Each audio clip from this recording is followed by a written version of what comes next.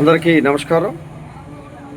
ఎట్టకేలకు కూటమి ప్రభుత్వం నగర పంచాయతీలు మరియు మున్సిపాలిటీలు మరియు నగరపాలక సంస్థల వలె గ్రామ పంచాయతీల్లో కూడా అధికారుల పాలనకు శ్రీకారం చుట్టింది ఈ రోజు నుంచి.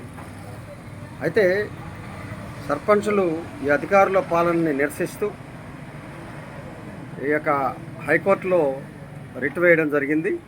దానికి హైకోర్టు కూడా ప్రభుత్వాన్ని వివరణ కోరింది. అధికారులు ఎలా పరిపాలిస్తారు, ప్రజాస్వామ్య వ్యవస్థలో నేరుగా ఎన్ని సంవత్సరాలు పరిపాలిస్తారు, కాబట్టి వారి విధులు వారికి ఏమయ్యాయని నిక్కచ్చిగా అడిగింది.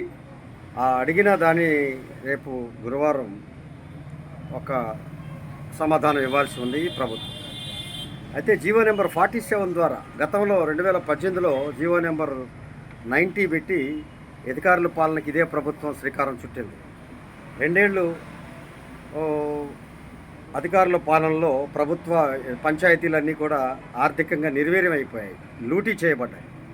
ఇప్పుడు కూడా అదే పరిస్థితుల కోసం ఈరోజు జీవో నెంబర్ 47 ద్వారా ఈరోజు రాష్ట్రంలో అన్ని గ్రామ పంచాయతీలలో అనేక రకమైన సంస్కరణల పేరుతో లేదా వాయిదా వేసి ఎన్నికలు వాయిదా వేసి ఈరోజు మరోసారి ప్రభుత్వం లూటీ చేయడానికి ముందుకు సాగుతున్న ప్రయత్నాలుగా మేమందరం భావిస్తాం. ఏదైతే హైకోర్టులో సర్పంచులు ఈ యొక్క 47 జీవో మీద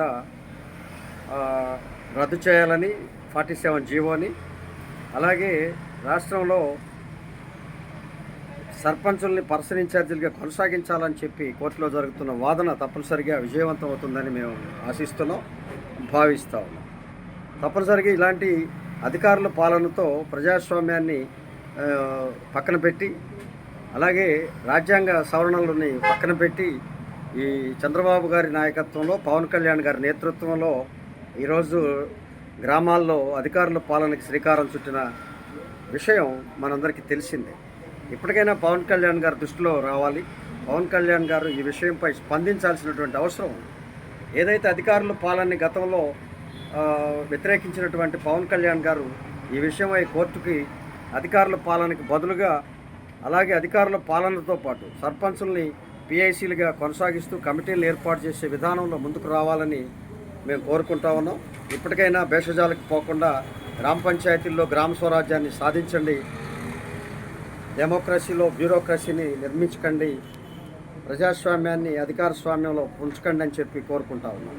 ఇప్పటికే నగరాలు, మున్సిపాలిటీలు, ఇవాళ గ్రామాలు, రేపు మండలాలు కూడా మీరు అధికారుల పాలన పెట్టి మీరు అధికారాన్ని చలాయించాలనుకోవడం దుర్మార్గం, ప్రజాస్వామ్య వ్యతిరేకం. మీరు కూడా ప్రజాస్వామ్యయుతంగా ప్రజాభిమానంతో నెగ్గిన వారు ఈరోజు మిగతా వాటన్నింటినీ పంచాయతీరాజ్ వ్యవస్థని, స్థానిక సంస్థల్ని సర్వనాశనం చేసి మీరేదో ఉద్ధరించాలనుకోవడం సరికాదని మేము కోరుకుంటూ, కోర్టుకి సక్రమంగా మీరు సమాధానం ఇచ్చి కోర్టులో సరిచేసుకొని ప్రజాస్వామ్య పాలనలో గ్రామాల్లో పర్సన్ ఇన్ఛార్జీలుగా సర్పంచులను కొనసాగే విధంగా మీరు కోర్టుకి మీరు సమాధానం చెప్పాలని, ఆ జీవో నెంబర్ 47ని తమకు తాముగా రద్దు చేసుకోవాలని చెప్పి మేము పంచాయతీ సర్పంచుల సంఘం తరఫున కోరుకుంటాం.